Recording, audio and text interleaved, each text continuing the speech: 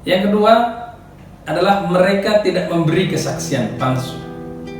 Walladzina la yashhaduna dzura, dan orang-orang yang tidak memberikan kesaksian palsu. Sifat yang kedua ini adalah karakter yang sangat penting dalam konteks penegakan hukum. Sebab kesaksian palsu kita ketahui adalah salah satu penyebab cacatnya pelaksanaan proses hukum.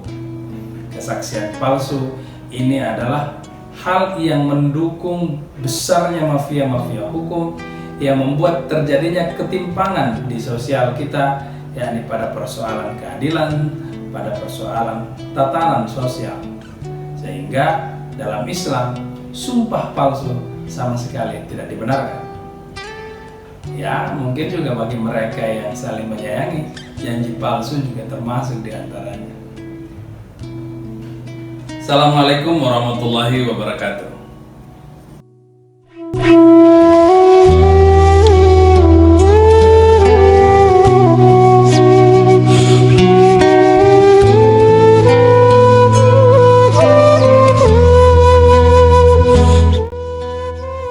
Hari 16 Ramadan, Nurkhalis Majid membahas tentang kepribadian hamba Allah.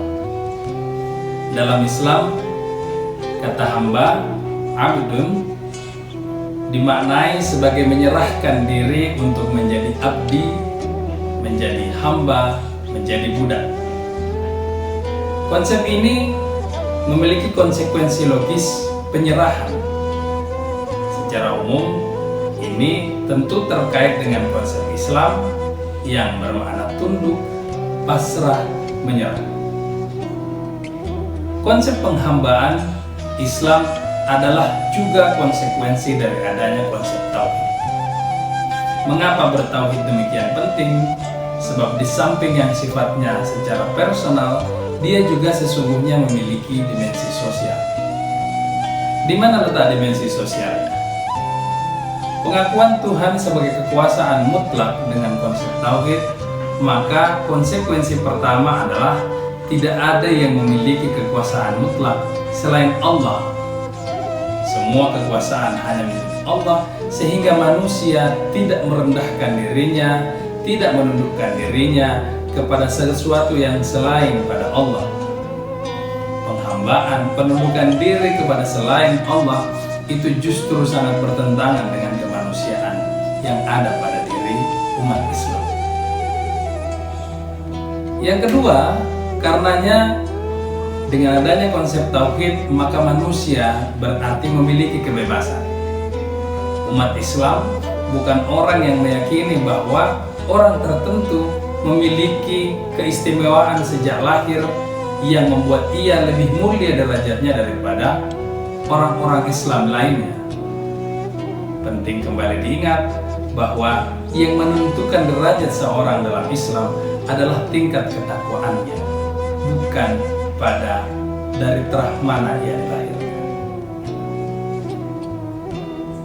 Di hari ke-16 ini, Nurkhalis Majid membahas tentang beberapa ciri hamba Allah. Ia mengatakan bahwa ciri pertama hamba Allah adalah mereka yang pribadinya bersifat rendah hati.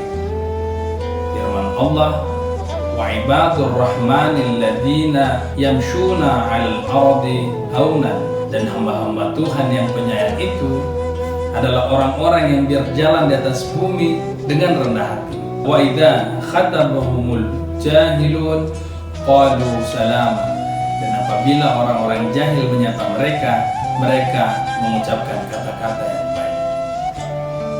Karakter yang pertama ini menunjukkan bahwa seorang muslim yang baik sama seperti dengan ajaran Nabi lainnya yang disampaikan bahwa adalah mereka yang berbicara baik-baik, dan kalaupun tidak, lebih baik diam. Mereka bukan orang yang suka memamerkan diri, menyatakan bahwa lebih hebat daripada yang lain, melainkan mereka adalah low profile. Mereka rata-rata pribadi yang lebih pada rendah hati. Yang kedua adalah mereka tidak memberi kesaksian palsu. walladzina la yashhaduna dzur, dan orang-orang yang tidak memberikan kesaksian palsu. Sifat yang kedua ini adalah karakter yang sangat penting dalam konteks penegakan hukum. Sebab kesaksian palsu kita ketahui adalah salah satu penyebab cacatnya pelaksanaan proses hukum. Kesaksian palsu ini adalah hal yang mendukung besarnya mafia-mafia hukum yang membuat terjadinya ketimpangan di sosial kita, yakni pada persoalan keadilan, pada persoalan tatanan sosial. Sehingga dalam Islam, sumpah palsu sama sekali tidak dibenarkan. Ya, mungkin juga bagi mereka yang saling menyayangi, janji palsu juga termasuk di antaranya. Dan karakter terakhir yang dijelaskan oleh Cak Nur di sini, yakni ya ayyuhalladzina amanu aufu bil uqud. Hai orang-orang beriman, penuhilah akad-akad itu. Dengan kata lain, kepribadian seorang hamba Allah yang dikutip Cak Nur terakhir di sini adalah mereka yang menepati janji.